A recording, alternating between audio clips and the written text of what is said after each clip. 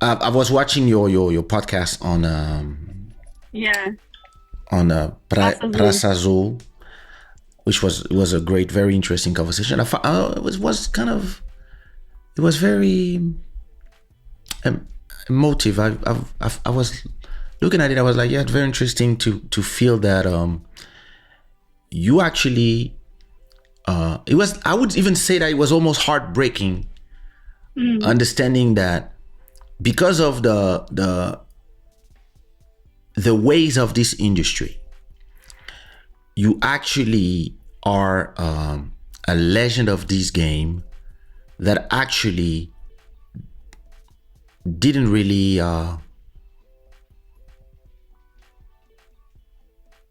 like, when you like this moment of euphoria of I finally did an album and then I'm going to perform, and I love my songs and people love them. This is such an mm, amazing moment for me for the career of an artist.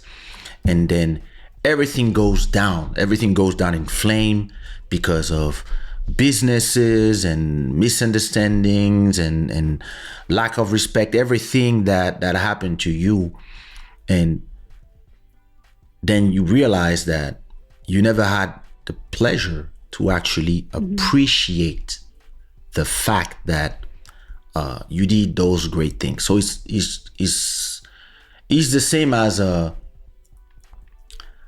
all of these artists that just became legendary after their death. Like, it feels this Mhm. way where you did this amazing album and everybody keeps telling you, but for you it is also a bad memory. It's not only a bad memory, but it's also, yeah, it's not a good place in your heart.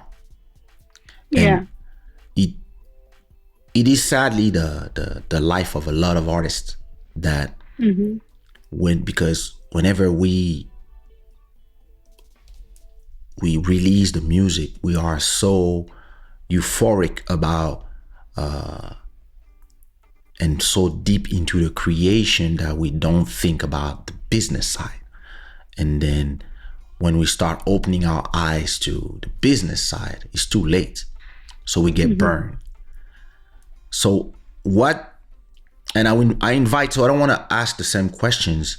And I invite people. I'll put the link in the description so people can go listen to these conversations you had there. But Mhm. so when you disappear from the market the first time, Mhm.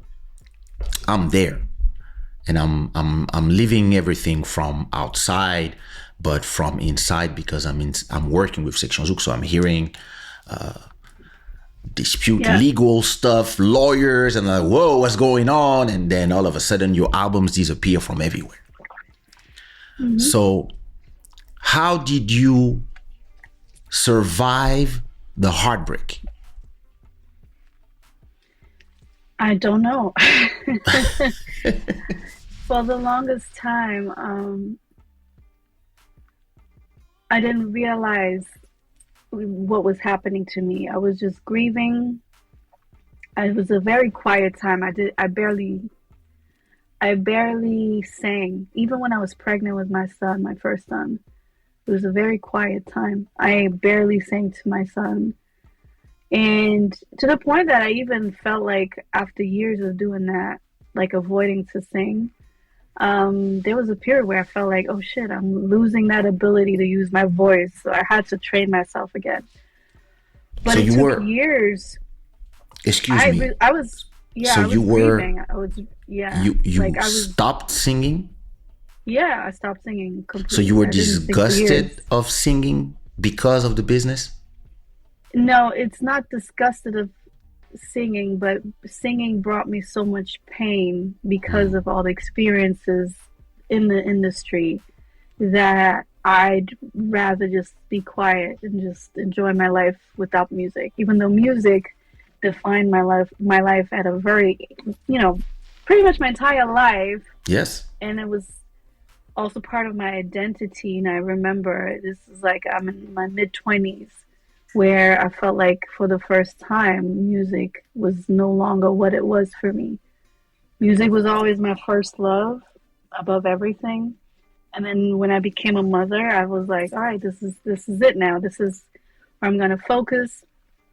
I still had the idea to go back to music, but it wasn't until like I want to say 2, 3 years after I had originally stopped where more things started happening. Um, like the bullying was adding wound, like salt to the wound, where I was like, you know what, I think I'm done here. So I was kind of like, I'm just gonna focus on working in design. I have a degree now. I don't have the necessity to deal with the bullshit of the industry. And that's what I did. But I always knew some way, somehow, it may come back. But I just had to get over it. And I really just focused on other things where I could use my creativity, you know? So I built my career. I was a mother. I was doing a lot of things creatively that had nothing to do with music. And that's the only way I was able to survive that because I still had an outlet. And then it was really like slowly I was getting that feeling back, and I felt like life. Every time I tried to steer away from music, farther away, life would try to push me further, closer Did to music. at that point do you realize the impact or still not? To me, Because you when I distanced myself, I was aware that this is me distancing myself, but also because I was distancing myself from music, I was also detached from people's yeah, like the way people were consuming the music. So I was even further away from it. So for me, it felt like, even though I know it was my choice, I felt like, oh, maybe the world forgot about me. Maybe they don't listen to my music. But then people would still like send me videos of like clubs playing my music and people like singing out loud. And I'm like, what? That's weird. They still haven't forgotten about me.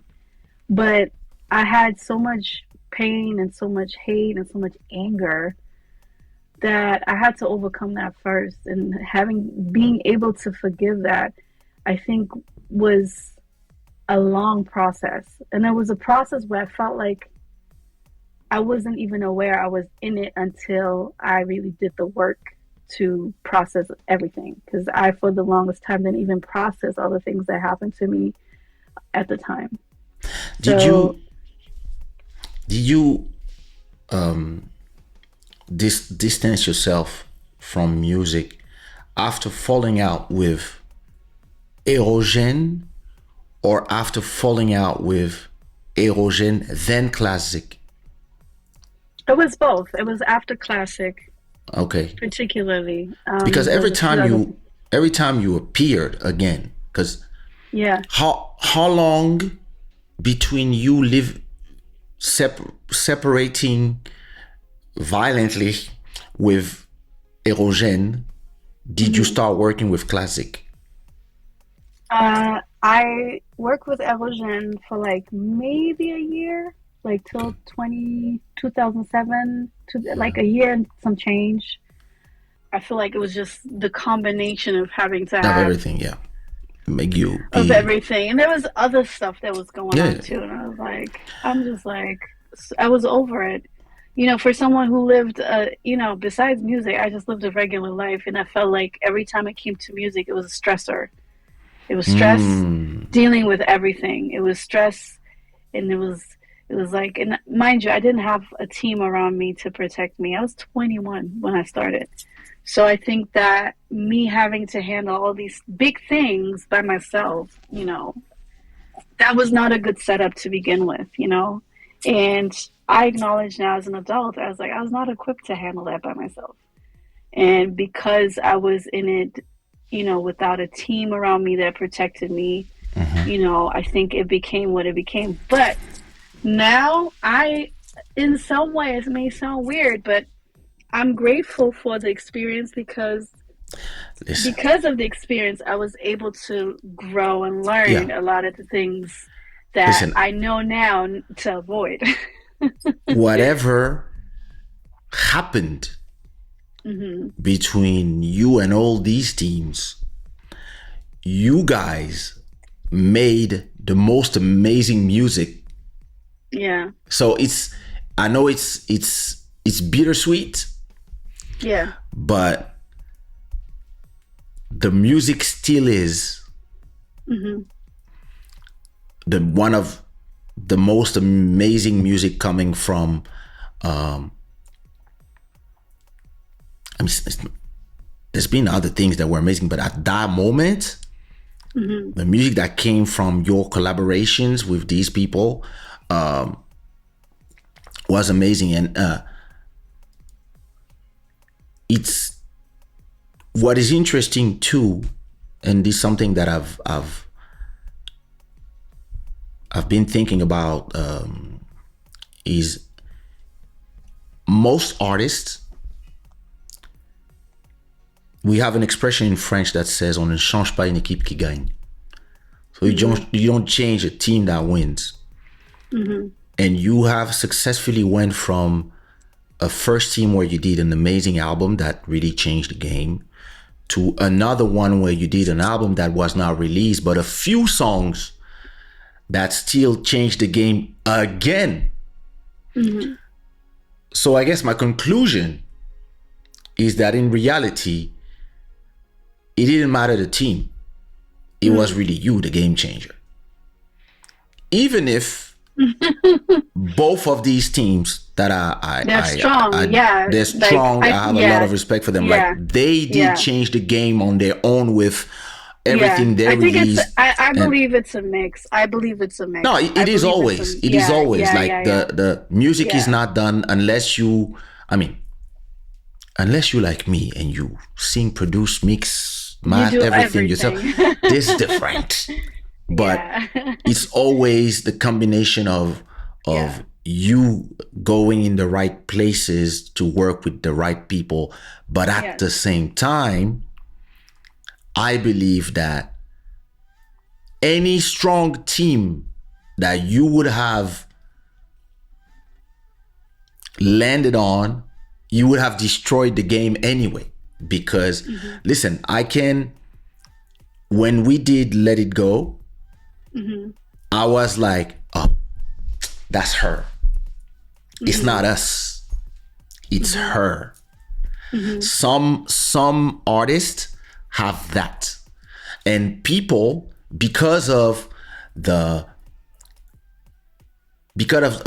masculine energy of this business, because of the way the business is set up, and where artists are not respected as the creators that they are, you always think, oh, it's the team.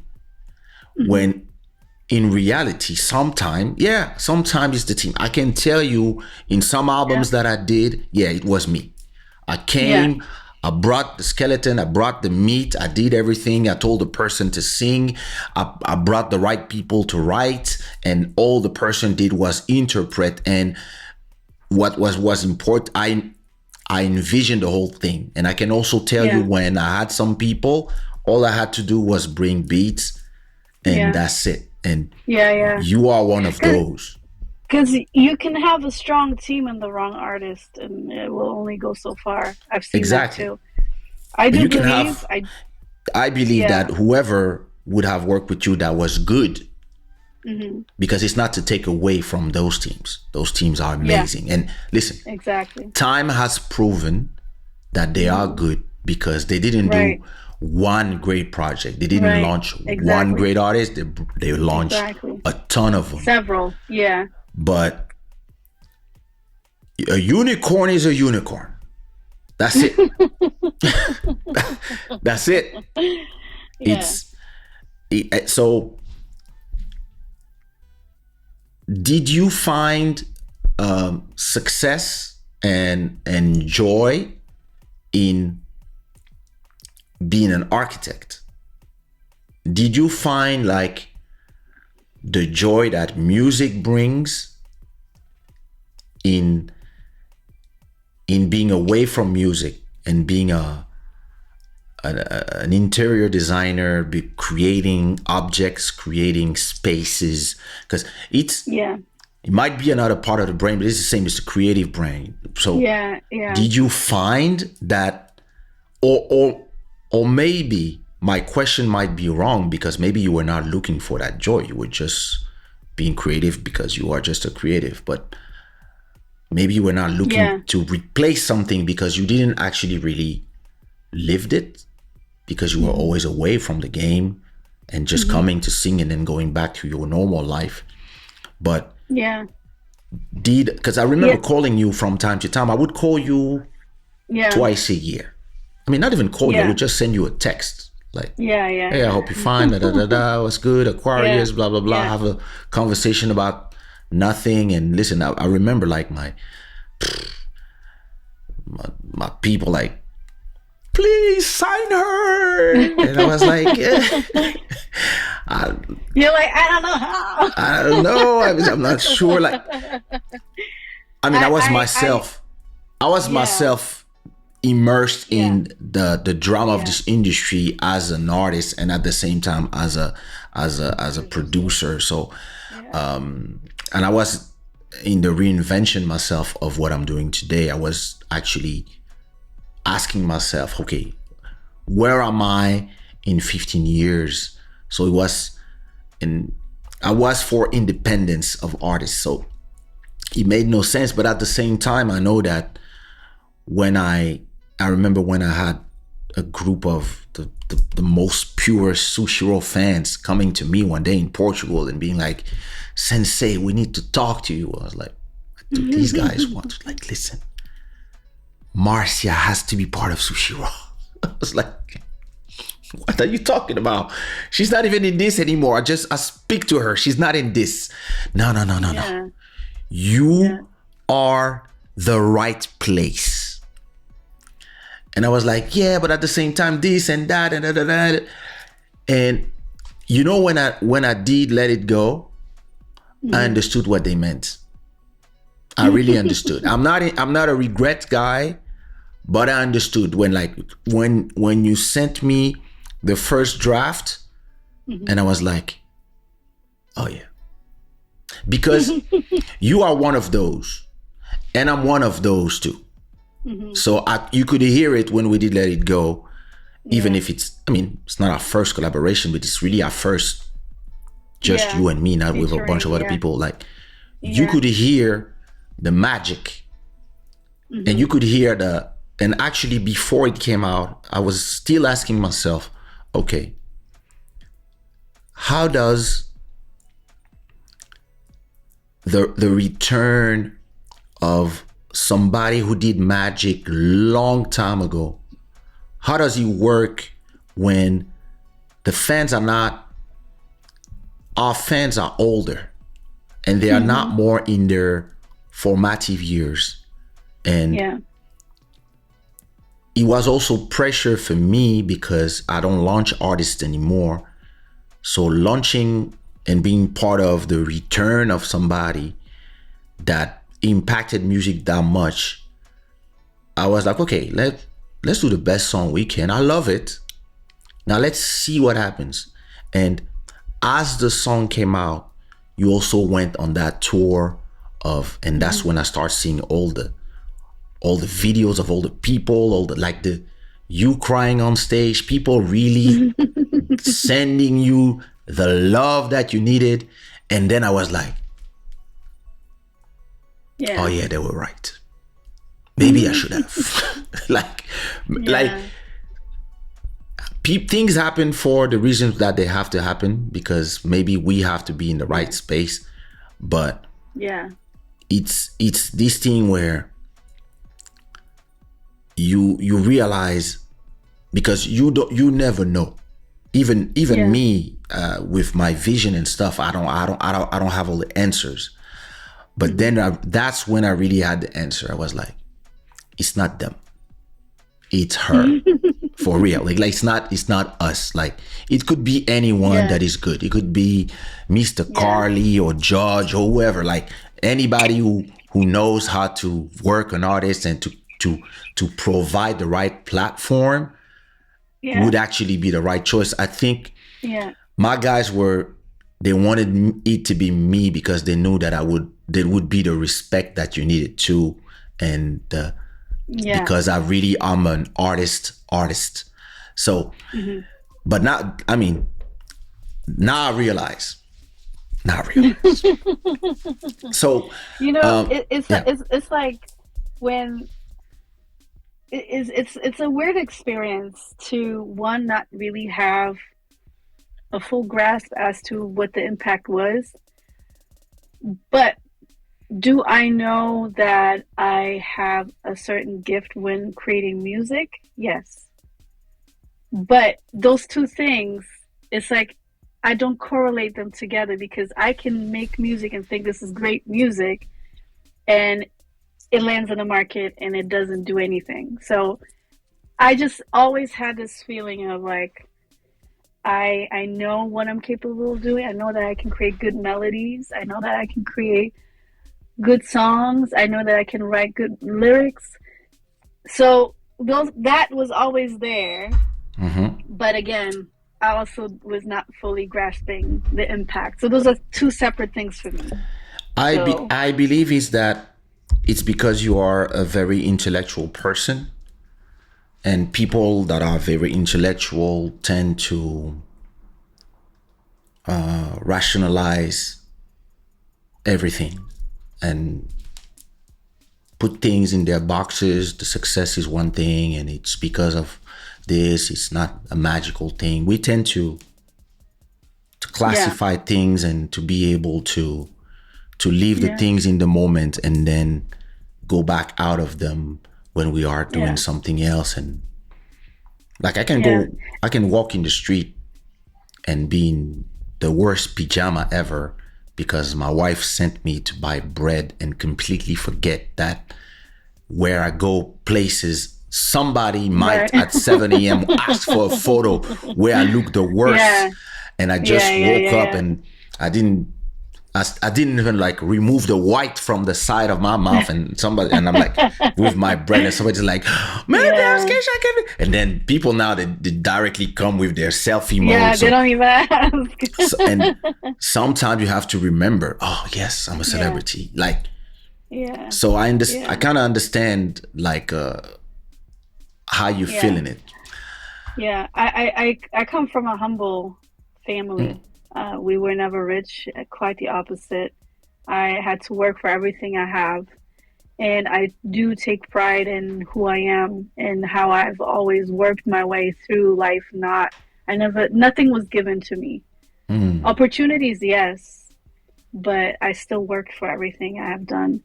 And I was blessed that I always used my talent in every space that I've been, that I was able to use that. And I think that for me, I pride myself in my achievements and the work I've, created, whether it is music or design. And the family I come from, I will never build my ego based on fame. So I think that was also something that always made me, in some way, indirectly reject fame and the impact, and I didn't let that inflate my ego because I was always conscious of how dangerous fame can be. Oh yes. Because I've seen enough in the past almost 50, 20 years that I've been on and off the market. And I've seen what it does to people. And a lot of the times people don't even understand it when they're going through it. Yeah. Um, but I can see it and I know that that should never ends well. So I was highly aware always to not really consume it in any form just because it is a very dangerous game. And then when you don't know or you're not equipped to deal with it, this is when people turn to alcohol, drugs, and all these other things because this is their way of coping with the industry because the industry is not normal. It's not a normal market to navigate in. My rational person like myself, being someone who went to university and studied and is, I'm a culture and I'm a, I have a degree. I'm not dumb. And to me, navigating this market, it really felt like I was in the jungle always, and nothing made sense. So Me I too. think that, By the way. you know, And because I I have that understand everything background, you I was say. always, yeah, I always was able to navigate it differently than many because I don't let that glitz and glam like cloud my Did, view. did you, whenever it started, did you see all the pitfalls ahead of you? Did you see like this, oh my god, drugs, alcohol, this, like, could you like I just, feel it, like I I have just, to be careful, I have no, to. no, because to me, drugs can be right next to me. It will not affect me. You know what I'm saying? Like my father is someone that plays a very strong role in my upbringing. He, as a person who lived a crazy lifestyle, because imagine being on the sea, you working with all types of different people. He said that Mm, sometimes people would have a fight and someone would disappear just because someone just pushed them off and they just died in the sea and nobody, not even their family, knows what happened. So he comes from a Lord wild have background. mercy. So for like when he raised me, I was a tomboy, by the way. Like my best friends were boys. I Mm, had girlfriends too, but I liked hanging around boys because they're very direct. There's no codes, there's no cattiness. It was just, straight up, it is what it is. So mm, I grew up in that environment. So even though it's a men run business, I didn't feel discomfort because I was used to being around guys. mm-hmm. But the way my father raised me, I have this strong sense of like, I know what I do and what I don't do. I don't do drugs. Alcohol, you see me sipping here and there, but I'm not someone who drinks all the time. Like I have alcohol here in the house, Mm-hmm. and sometimes the bottle collects dust and I forget about it. So I've always had this very strong sense of like what I do and what I don't do. And for me, I never saw them as pitfalls. I just saw them as what it was, and that's just something I don't entertain. So it was not something that I felt threatened by. Okay. But fame, I felt like just in my mind, it's just something I didn't consume. It was just something where I was like, this is why I said I'd rather be in the studio than on stage. Do I I believe, appreciate people's love? I do. I love yeah. it, and it feels good. But I don't let that inflate my ego because I feel like I see Oh sometimes yeah, me artists too. tend to have that, where They feel beautiful and when they're it's not. natural, yeah. And it depends on who you are, how you were raised, and how your ego is. If it's Education, fragile, I can see, how that education, can contribute to you feeling like, oh, I get this fame, I get this yeah. attention. You absorb all of it and you kind of create your identity on top of that. I think that's super dangerous because when you build your ego on top of that, of fame, when fame falls off, what happens with your ego? Falls down. It's, I praise my parents all the time because it made me the way I am in front of fame for the last 30 years. And I tell people all the time, like, you can see the education of somebody in their success or Mm-hmm. in money. When money arrives somewhere, that's when you will see if you were well raised or not. Mm-hmm. Nini